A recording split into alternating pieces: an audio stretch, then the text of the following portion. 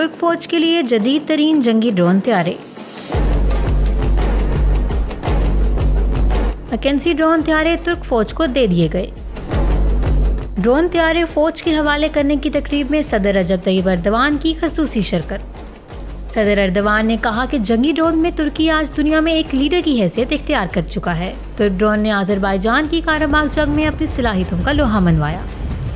Libya, शाम और Iraq में दहशतगर्दी के खिलाफ तुर्की के जंगी ड्रोन तैयारों ने दुनिया को हैरान कर दिया। आज यूरोप के कई ममालिक तुर्की के जंगी ड्रोन तैयारों के खरीदार हैं। ये सब कुछ तुर्की के इंजीनियर्स की बड़ी कामयाबी है। तुर्की की बैरक्तार कंपनी के तैयार करदा मैकेंजी ड्रोन तैयारे 25 से 30 घंटे मुसलसल परवास कर सकते हैं। ये तैयारे 1360 किलोग्राम बारूद अपने हदफ पर निशाना बनाने की सलाहियत रखते हैं। बैरक्तार कंपनी का कहना है कि जल्द ही इस ड्रोन तैयारे में फ़ज़ा से फ़िज़ा में हमला करने की टेक्नोलॉजी मुतारिफ करवा दी जाएगी। तुर्क ड्रोन तैयारे 40,000 फुट की बुलंदी तक परवास कर सकते हैं और वहाँ से अपने हदफ को बआसानी पहचान लेते हैं।